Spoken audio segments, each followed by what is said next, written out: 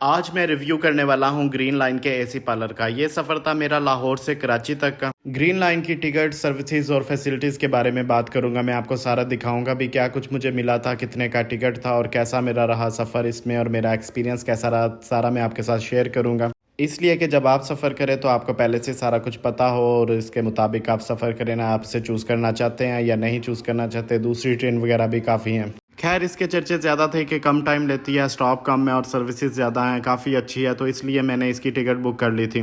इसकी बुकिंग काफ़ी जल्दी से होती है। मैं लेना तो ऐसी स्लीपर चाहता था लेकिन वो मुझे नहीं मिल सका, इसलिए मुझे ये पार्लर लेना पड़ा। खैर, बुकिंग मैंने ऑनलाइन की थी। 8:40 पे हमारी ट्रेन थी जो कि 6DN ग्रीन लाइन थी, जिसने 8:40 पे डिपार्चर होना था लाहौर से और 18 घंटे का हमारा ये सफ़र था। 18 घंटे में हमने कराची पहुंचना था। 8 बजे हम लाहौर स्टेशन पे पहुंच गए थे। स्टेशन का हाल देखा, थोड़ी सी चहलकदमी की, इधर उधर देखा। टिकट तो हमने ऑलरेडी पहले ही बुक किया हुआ था, जो कि मैंने ऑनलाइन बुक किया था। स्टेशन पे ये बड़ी स्क्रीन लगी थी जिस पे सारे ट्रेन के टाइम चल रहे थे, कौन सी ट्रेन आने वाली है, कौन से जाने वाली है, कौन कितने बजे आएगी, कितना लेट है, ये सारा कुछ पहले ही पता चल गया था। खैर, हमारी ट्रेन बिल्कुल भी लेट नहीं थी। हमारे पहुंचने से पहले ही वो स्टेशन पे खड़ी थी, क्योंकि लाहौर में इसका आधे घंटे का स्टे होता है, इसलिए वो पहले ही आ गई थी।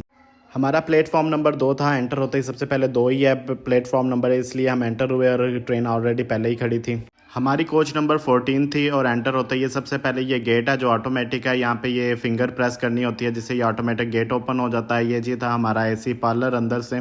यहाँ पे वीडियो आपको थोड़ी सी हिलती हुई महसूस होगी क्योंकि यहाँ पे ट्रेन चलने लगी थी। मैं आपको एक मेन बात बता देता हूँ, सीट ढूंढने में थोड़ी परेशानी हुई थी। कोच ढूंढने में बिल्कुल भी परेशानी नहीं हुई थी क्योंकि वो कोच नंबर 14 था और सीट नंबर I03 I04 जो कि मैंने ऑनलाइन कंफर्मेशन की थी उसमें आ रहा था, लेकिन यहाँ पे बिल्कुल मुझे मिल ही नहीं रहा था कोई भी I03 I04 के। वहाँ पे तो काउंटिंग लिखी हुई थी 35 36 37, तो इसलिए वहाँ पे काफ़ी परेशानी हुई। एक तो यहाँ पे लोग काफ़ी एंटर हो रहे थे और ये जो फेरी वाले यहाँ बेचने वाले वो दरमियान में कोई वहाँ पे गाइड करने वाला नहीं था। ये थोड़ी सी परेशानी हुई थी एंटर होते ही, लेकिन खैर फिर गौर किया तो पता चला उन्होंने मार्कर के साथ छोटा सा लिखा हुआ है I03 I04, तो इसलिए हम अपनी जगह सेलेक्ट की और अपनी सीट पे बैठ के 8:40 पे ट्रेन ने चलना शुरू किया। और जी ये आ गए थे सबसे पहले सफाई वाला अमला और उसके साथ ही ये आ गया था, ये हमें दही वगैरह देने आ गया था। और मैंने तो सुना हुआ था वेलकम ड्रिंक देते हैं, लेकिन ये वेलकम ड्रिंक नहीं, वेलकम योगर्ट दे रहे थे।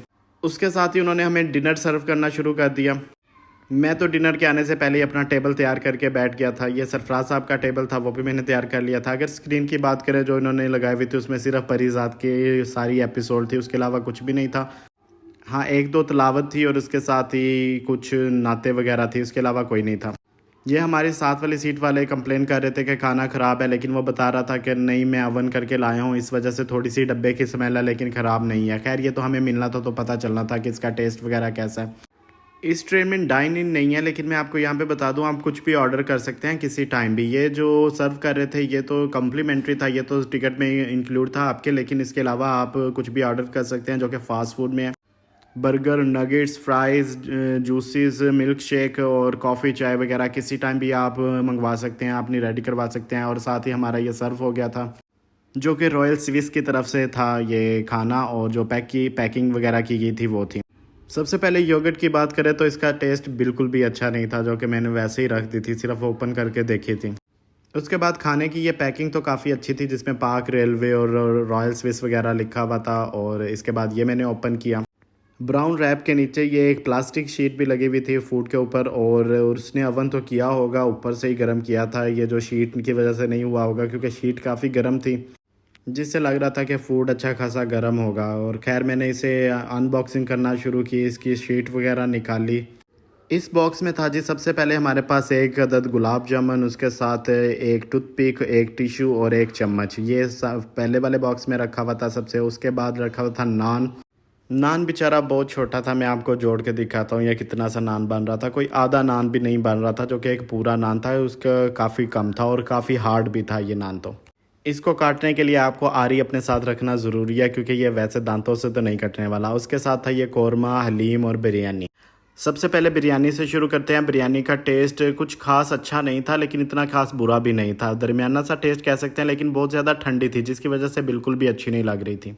मैंने आपको बताया था कि वो शीट ऊपर से काफ़ी गर्म थी, जो कि प्लास्टिक शीट थी, वो जल्दी में ओवन करके लाए होंगे, वो शीट ही गर्म थी, बाकी अंदर से खाना बिल्कुल ठंडा था।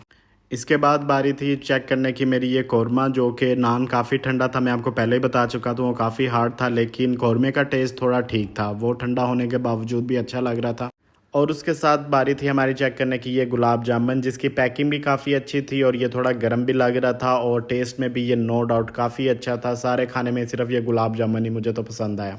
मैं आपको अब क्लोज से डिनर बॉक्स दिखाता हूँ। ये इसमें से मैं बात करना भूल गया हलीम की, जो कि बिल्कुल भी अच्छा नहीं था, उसे तो 0 पॉइंट दूंगा, जो काफ़ी बुरा था। और इसके साथ मैंने सरफराज साहब को कहा कि आप गुलाब जामुन खा लें, वो अच्छा है, क्योंकि वो तो काफ़ी चूज़ी हैं, वो फूड ऐसे नहीं खाते। मैंने टेस्ट किया था, उन्होंने तो हाथ भी नहीं लगाया था, लेकिन मैंने बताया कि गुलाब जामुन काफ़ी अच्छा है, वो आप वो ट्राई करें। तो उन्होंने मेरे कहने पे गुलाब जामुन ट्राई किया, जो उन्हें भी काफ़ी पसंद आया था। बाकी बॉक्स ऐसे ही हमने वापस भिजवा दिए थे। खाने के मुतल्लिक अगर मैं आपको कहूँ तो खाना आप अपना खा के जाइएगा या अपना साथ लेके जाइएगा। खाने पे ना रहेगा उनके खाना बिल्कुल भी अच्छा नहीं होता। अच्छा हो भी तो जब खाना बिल्कुल ठंडा है तो खाने का मज़ा ही नहीं आता, क्योंकि भाई खाने का अपना बंदोबस्त करके जाना है, इनके भरोसे नहीं रहना बिल्कुल भी। हाँ, अगर एसी की बात करें, एसी काफ़ी चिल था, सीटें काफ़ी कंफर्ट हैं और साथ में चार्जिंग पॉट दी हुई है, डस्टबिन दिया हुआ है, सीटों के दरमियान स्पेस भी काफ़ी है, सीटें थोड़ी बहुत रिलाइंग भी है और ये मूवेबल भी हैं। ये दरवाजे के ऊपर स्क्रीन लगी हुई थी जिस पे वॉशरूम है, दोनों बाहर उनके साइन दिए हुए थे। जो कोई वॉशरूम में जाता है तो वही रेड हो जाता है, लेफ़्ट वाले में वॉशरूम में कोई जाए लेफ़्ट वाला रेड हो जाता है, राइट वाले में जाए तो राइट वाला रेड हो जाता है। साथ में ये स्क्रीन चल रही थी जिसमें स्टेशन लिखे हुए थे कि नेक्स्ट स्टेशन कौन सा आने वाला है।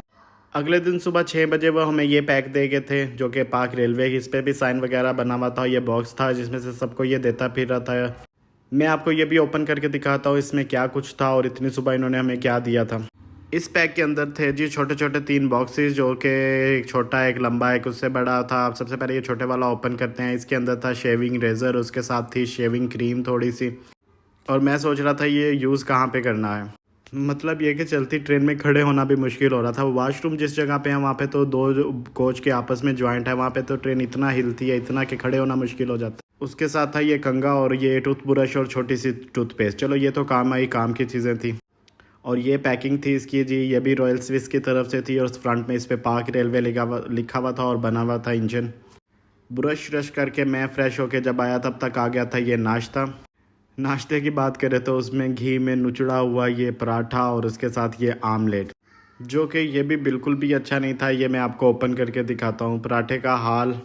इतना ऑयल तो हलवा पूरी में भी नहीं होता होगा, जो हलवा पूरी की पूरी में भी जितना इस पराठे में ऑयल था, जो कि बिल्कुल ऐसे घी में नुचड़ता हुआ ला के उसने पकड़ा दिया था। और इसके साथ ये आमलेट था, साथ में 1 कप चाय थी। चाय का टेस्ट थोड़ा अच्छा था।